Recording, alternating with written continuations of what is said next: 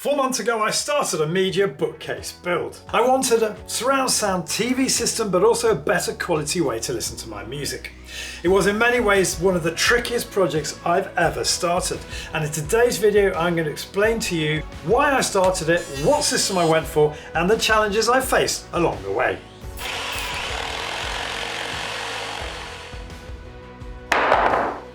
But why was I doing all this? Back in the 90s I had this exact music system and I stupidly got rid of it when Steve Jobs got us compressing all our CDs onto iTunes. Fast forward to 2010 and I was listening to all my music through two tiny little tinny speakers on my laptop, wondering where it all went wrong. And to be honest, deciding to get rid of my hi-fi has haunted me ever since. Then 2 years ago we redeveloped our kitchen, and with the floors, ceilings and walls stripped back, I started thinking about how I could get a decent music system in the new space. So I went to our local hi-fi shop, explained the situation, and they suggested an amp which would enable me to play music and the radio off the internet, whilst also being able to connect speakers directly to the amp, and later down the line, something to play my old CDs on, and who knows, maybe even a turntable. After they marked them on a room plan, we put 4 speakers in the kitchen ceiling and threaded those cables back into this room where we're standing now, where the amp was going to be, and where I hope to have some sort of a surround cinema system. Once I demolished the chimney and installed the underfloor heating. And for the last year and a half we've been happily streaming the radio and Spotify through these speakers whilst in the kitchen where we spend most of our time. This outlay might seem a bit crazy to you, particularly given how our finances were butchered by the kitchen renovation works, but we spend most of our time in this room. Music is very important to me and I've never regretted it once. Now, the hardware that you put into your media wall bookcase could be a completely separate video in itself. I'm going to show you what I have installed today, but what I really want to focus on is how you can create a really professional looking unit like this on a real budget. This cost me £490 to construct. So let's get on with the build.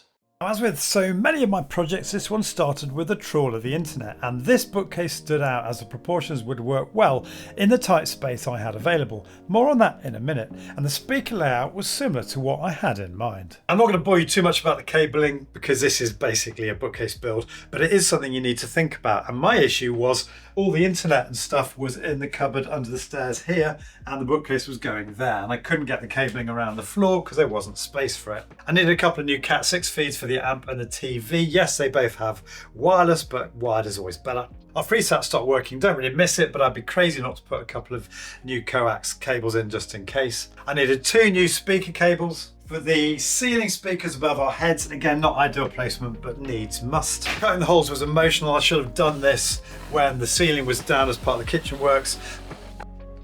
And I had some scary moments along the way and some creative use of LED diffuser strips to pull through cables. Pulling up the landing with DIY dog's help was even more stressful, as this seemed like the best route to get all the cables from that cupboard to where the bookcase was going. I was able to feed the cables through with a bit of garden wire, and eventually the cabling was all done and I could get on with the build. Put together some very basic drawings, but at the end of the day I've just got to get started and make it up as I go along. Don't worry, I've produced plans of the build. They'll be linked in the description. And if you've watched my wardrobe build, you'll know I like to start jobs like this with a plinth. 94 by 18mm pine, or just under 4x1 for our American friends. Space was going to be really tight, so I had to go right up to the door architrave, and the underfloor heating system would also have to be factored into the bookcase design. This was going to be interesting. This is why I don't like to plan too much in advance, because my brain works better being a simpleton when I've got physical structures in front of me. So I've got now internal dimensions of 465. The separates are only 440, not ideal, but it'll have to do. That means in the middle cupboard where that TV is being housed, we've got 1143, yeah, 1115 millimeters, giving me only 14mm clearance either side of the TV. And I didn't even know how deep to make it. Things are not going that well. It's day 2, it's actually lunchtime on day 2. I couldn't be here this morning. 2 things I've done. First thing, easy thing, I've added another 50mm to the back of the plinth because I was concerned that there wasn't enough clearance inside of the actual unit itself, on that side where all the separates all the hi-fi equipment's going to go.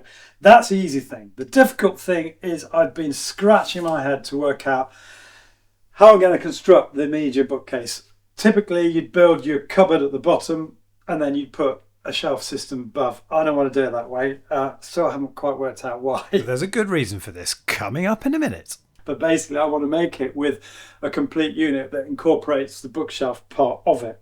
The main issue I've got is here, the unit is going to be straddling all of my underfloor heating manifolds and isolation valves and wiring centre. Ain't nothing I can do about that. In hindsight, I shouldn't have put that here. I should have put it in the cupboard in the back of the room.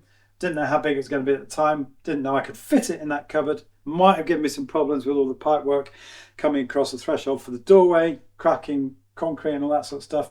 But I am where I am, so I've got to work out what I'm going to do. And what I've decided, I'm just going to crack on. Even if I have to throw away the bits of MDF I'm cutting, on with the job. And that is exactly what I did.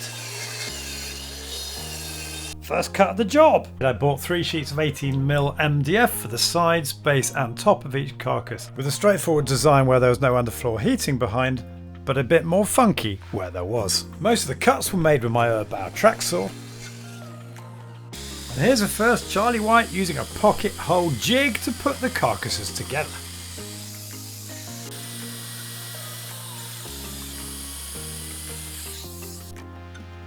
The only issue being at this point I hadn't found the square drive or Robertson bit in the case and was wondering why my own bit wasn't fitting properly in the holes. I had discovered it by the time I made the doors. And for the rear, or when I drilled the pocket holes in the wrong place, I used the eternally brilliant Spax MDF screws. If you do nothing else as a result of watching this video, get yourself a box. You will not regret it. Link in the description. And speaking of eternally brilliant things, if you watch my videos regularly, you will have seen quite a lot of Skill power tools featuring over the last couple of years. Pulled it in beautifully. And to keep the lights on the channel, they've kindly agreed to sponsor today's video. Now, I don't do a lot of sponsorships, but this one for me has been very easy because if you do watch my videos, you'll see that since they loaned me the tools, they've featured in everything from my recent chimney demolition, cutting these enormous kitchen floor tiles, construction of an outdoor storage box, and even mowing the lawn.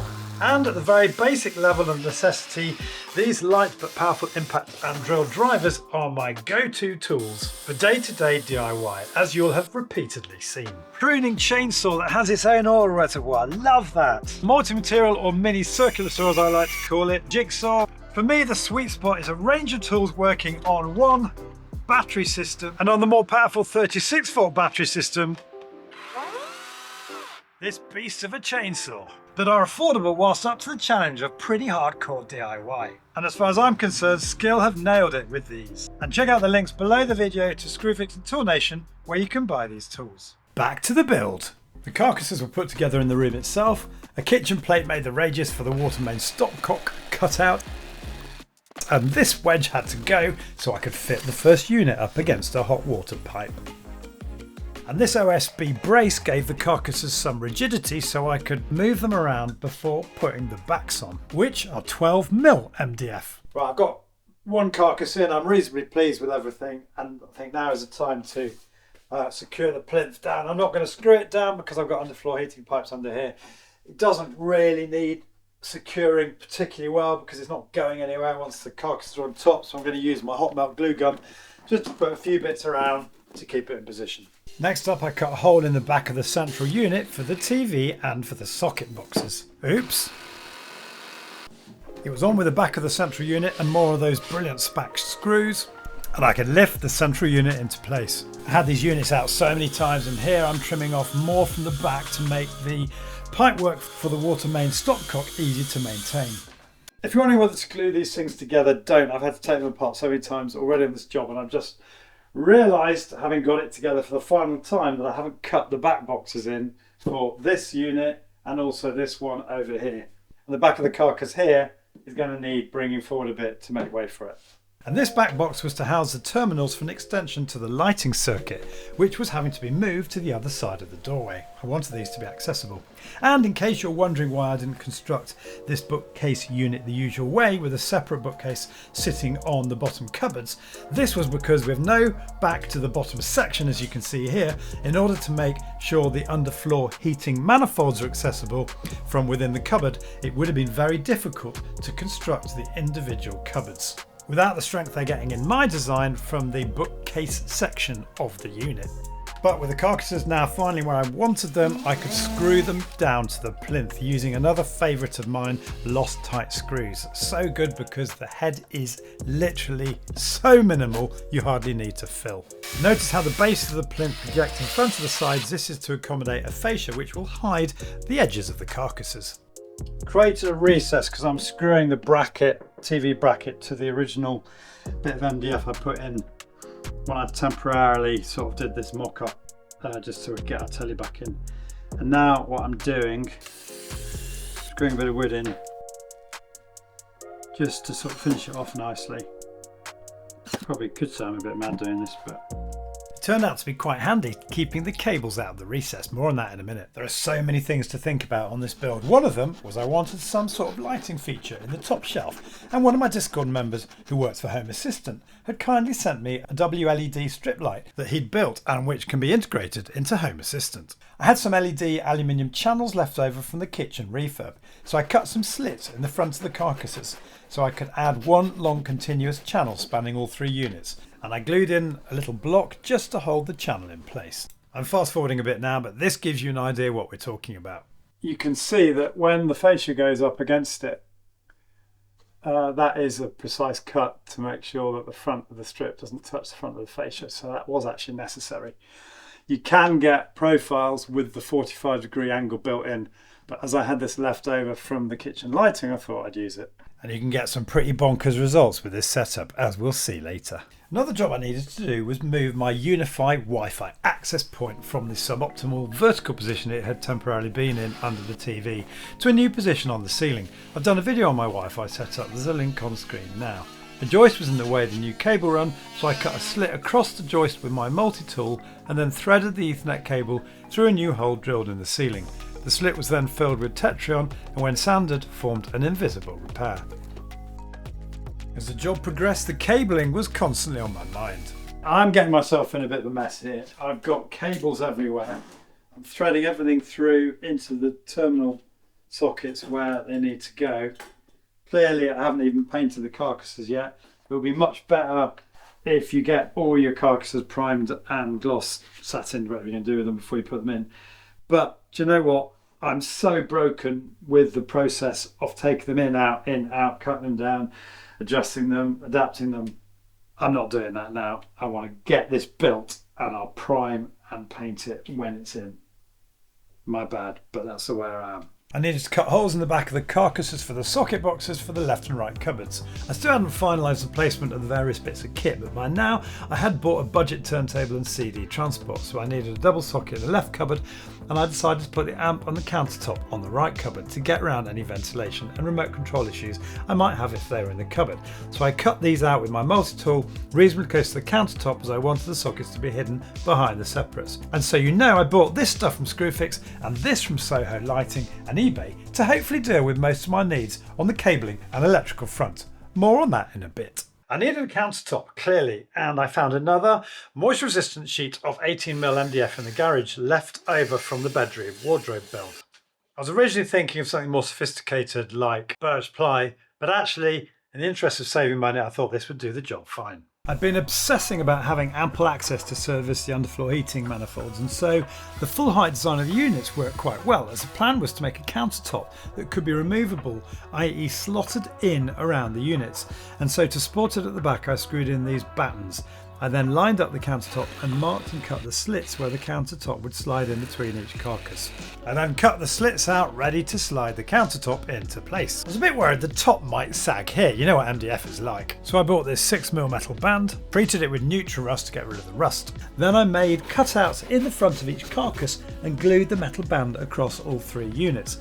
I was confident this would eliminate any sag across the central unit. and these brackets supported the back of the unit. Frustratingly, I've deleted the footage of me sliding it into position, but it works really well. This countertop does have an end grain going all the way around it, and these end grains can be a bit of a pain to paint, but they don't need to be. And I recently discovered when I was doing my banquette seating build, link up there, that if you put this D-shaped moulding on the edge of the top, you've instantly solved the problem and created what is a really lovely effect when it's painted. So a bit of glue on the countertop edge and the back of the moulding, and on it goes. I used my pin nailer for this, but pin nails and a hammer work just as well. A nice mitered edge on the corner, and you'll also see this moulding shortly on the shelves. Not sure what to call these, so side covers will have to do. Basically an additional 18mm panel on the outside carcass to make it the same width as the two central sections, and also to fill any gaps between the back of the carcass and the wall. Next up, skirtings made from 5x1, slightly higher than the plinth because of course it's got the thickness of the MDF sitting on top of the plinth to cover up. I took a slither off with my circular saw to get it to the right height, and then routed a curved top edge using a rounded over bit from my 1/4 inch trend router collection. And then glued and screwed the skirting in position with, you've guessed it, my Loctite screws.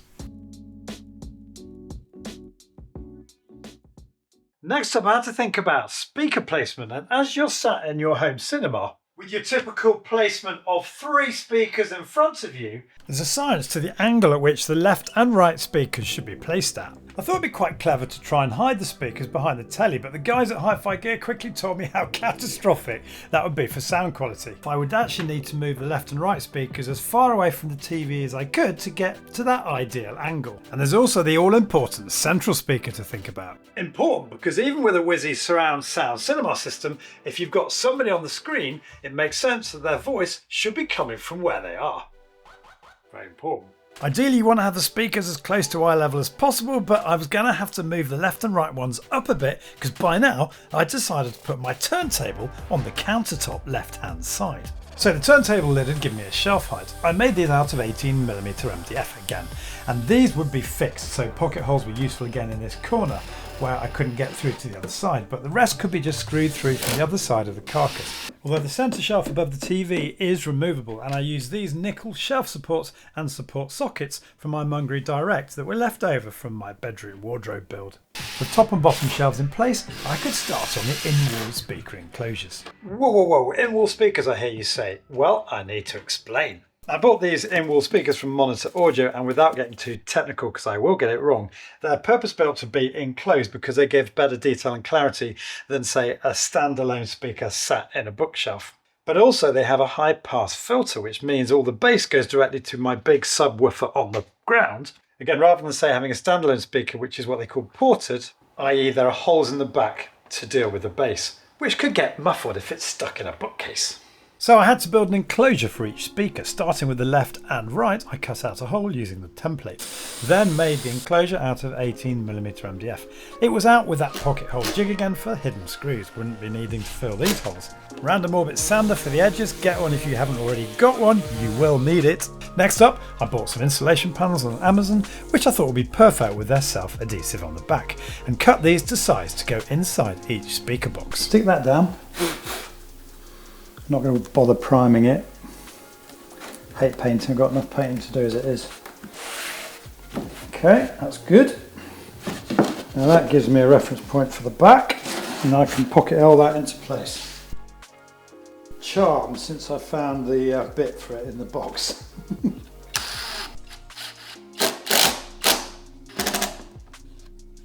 A beveled edge around the edge, so I'm using that right in the corner so I can push these up really tight.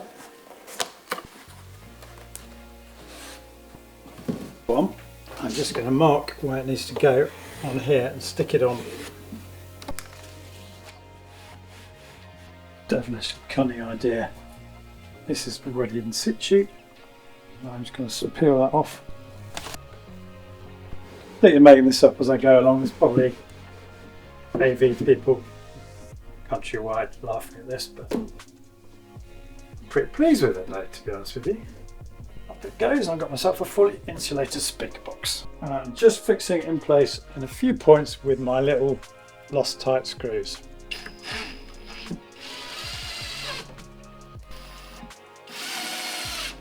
And the centre speaker got the same treatment.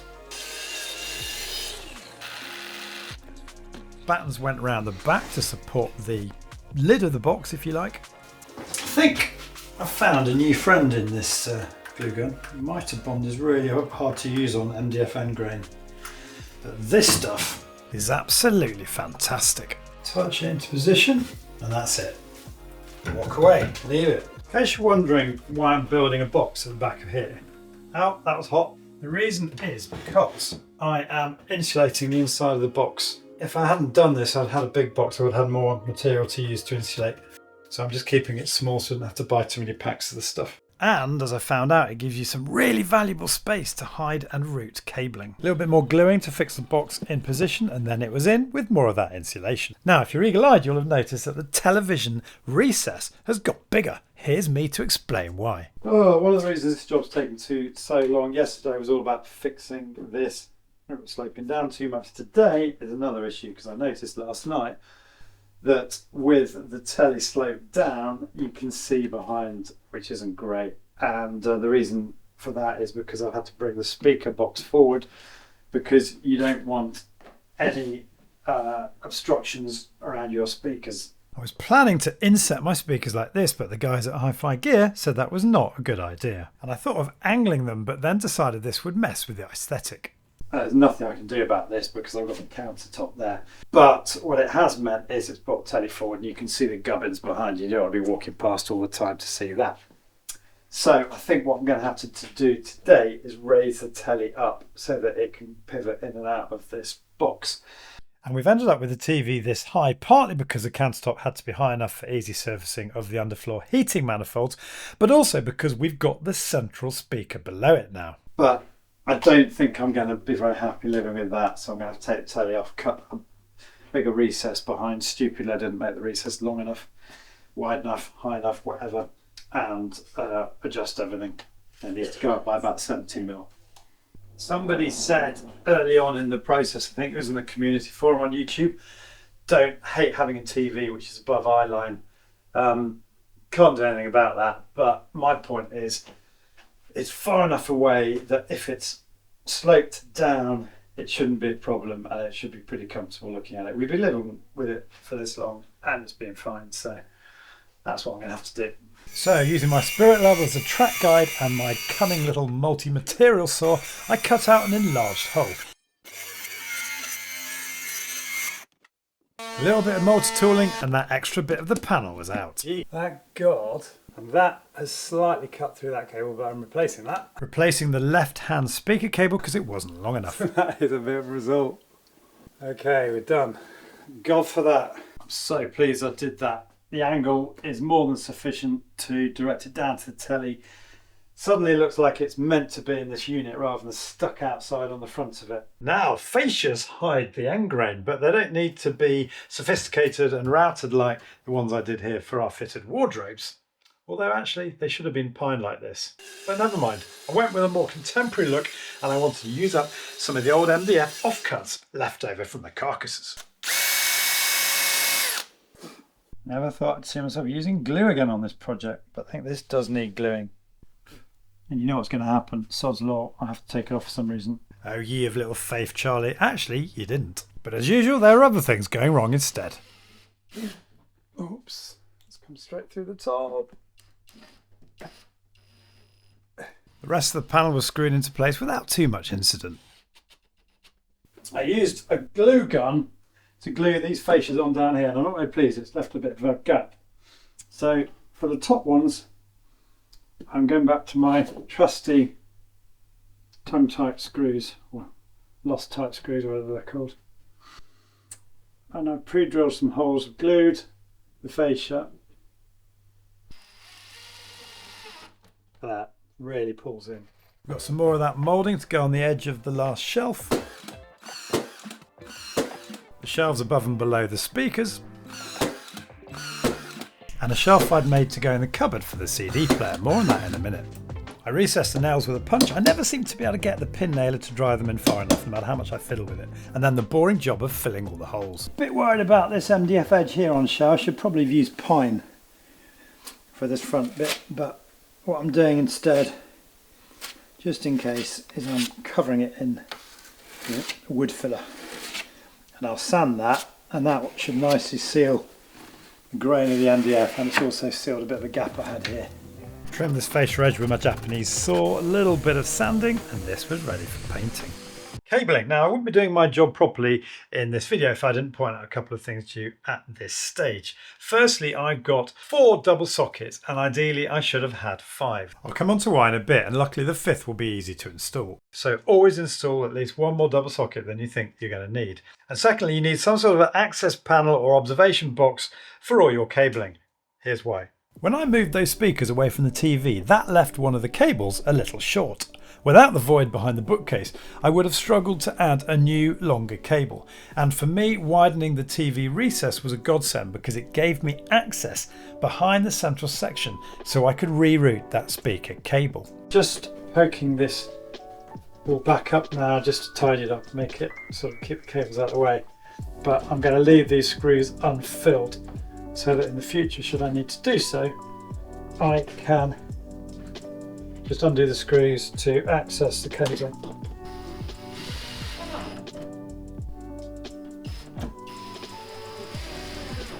There we go. And that box can also hold the slack of the speaker cable. I couldn't bring myself to cut this too short, but actually you need quite a lot of slack on these cables so that you can pull your amplifier in and out and plug them in. I didn't really think about this, and my cables are currently sitting in that void behind the units. One other thing to tell you about, I mentioned I have a subwoofer to provide the system with bass. I've repurposed an electrical socket for this and threaded the subwoofer cable down the back of the plasterboard in front of the internal insulation I put in. I should have done this much earlier, but was able to drill a hole in the front of the plinth and thread the cable in and up into the back of the unit ready for connecting to the amp. The structure was basically done apart from the doors and the top fascia and cornice, which I'll go on to shortly. So after sanding all the filler, hiding those nails and screws with my random orbit sander, I found an old tin of Johnston's MDF primer to prime the bookcase with. It's getting a bit late at night, I'm relying on the LED lights now. As I'm sure I've told you in previous videos, I really don't enjoy painting and the prep work that goes into painting, like preparing filler. I've used nearly a whole tub of this on this job, but I also don't like cutting corners, and there's nothing worse after putting all this effort into creating something like this.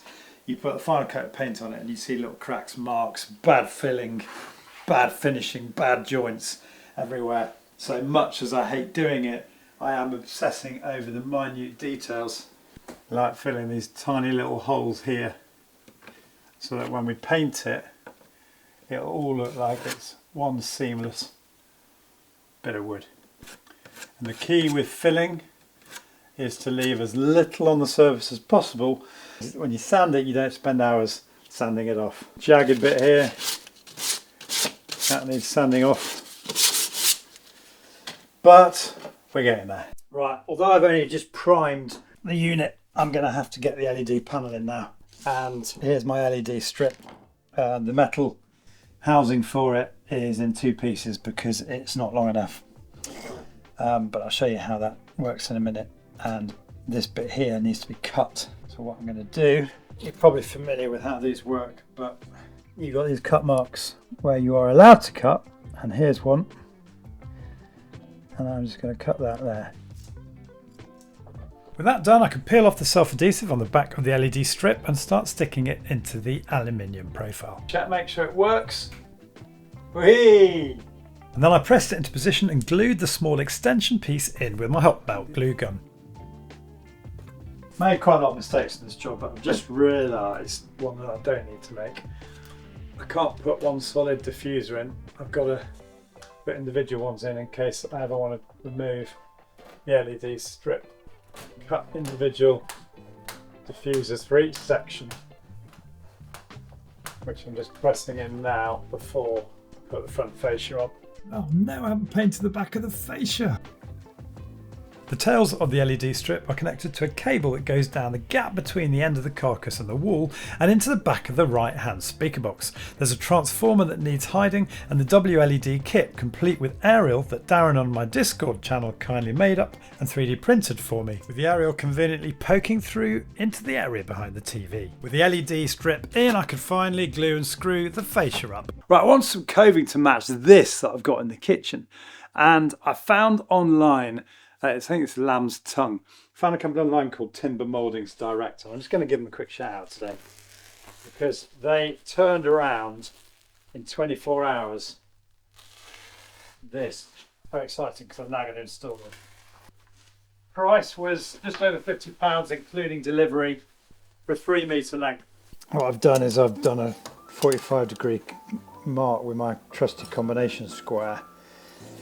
I've just taken it down there inaccurately because I like to do this to make sure I don't stupidly cut it in the wrong direction. Stupidly cutting in the wrong direction? Where would you ever do that, Charlie? You're literally not going to believe this. Well, probably are actually knowing me. Cut it wrong angle. I've gone that way, should have gone that way. Luckily, Mitre Bond came to the rescue.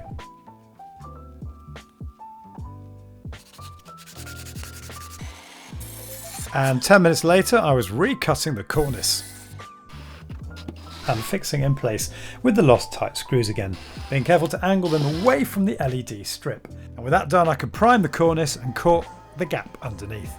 All ready for the top coat. Chroma Fuji kit, you know how much I like this. And speaking of the top coat, we're not sure about this army green colour we've ended up with, but the paint itself is my new go-to choice, Johnston's Aquaguard, which I used on the kitchen banquette seating and which seems pretty bulletproof. I use this Worcester Red Feather mini roller sleeve, which again I think is pretty hard to beat when you're going for a spray-like finish. Now I've done an entire video on the making of these doors. There's a link on screen now, hopefully. So I won't go into too much detail on that today. But suffice to say, armed with my new pocket hole jig, I decided to make the doors out of recycled wood, an old bed frame actually, rather than out of MDF as I've done previously. I cut the bed frame into strips, planed them down to the required thickness, and then inserted a ply sheet into routed strips in the frame, and screwed and glued the frames together with pocket hole screws. I then used thick door blum hinges. I love these because they're so adjustable and with their soft close functionality. And how did I get on generally with these doors? Well, the doors are much better quality than the previous ones I've made from 12mm sheets of MDF with 12mm rails and stiles glued to the front. But because I wasn't completely careful when I was cutting that bed frame into strips, a couple of the doors are a little bowed, which has given me a bit of a nightmare lining them up in the frame. I bought these knobs online and glued little stopping pieces inside the frames to stop the doors in the right place.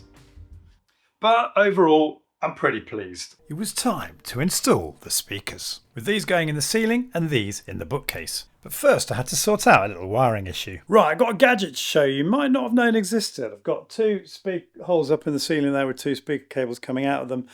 And because I didn't think I had enough cable, or I was a bit worried I had enough cable, I didn't cut them at the time. So when I threaded them all the way through the corridor, through the ceiling down to here, I've ended up with a loop. I'm going to cut that loop now. And you're thinking to yourself, how do I know which speaker is which? Well, that's where my gadget comes in. It's called a wire tracker. I bought this when I was doing the kitchen because my electrician forgot to connect a cable and we didn't know where it went. So basically what you do is you connect one wire, just be that red sheathed one, to that, and then that goes into the RJ11 terminal on the top of the machine, and then you switch it on to scan. So that's buzzing a signal down this wire, and we test it. Nothing happening there. Ooh, and that's our cable.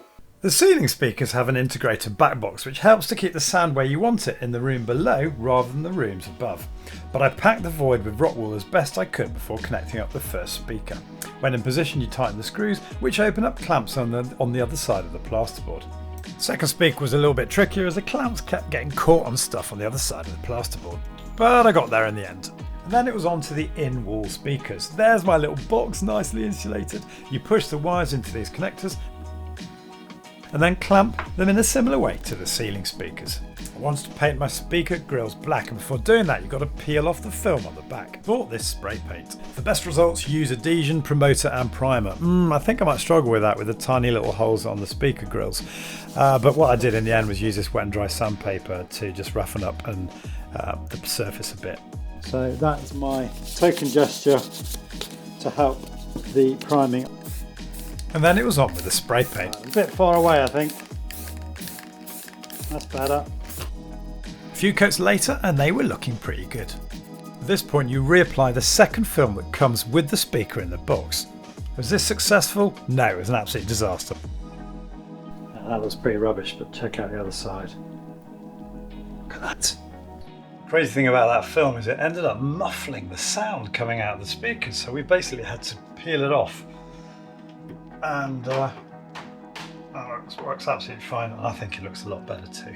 So that's the speakers in. What about the other end of the cables? Right, I want to introduce you to the phenomenon that is the banana plug.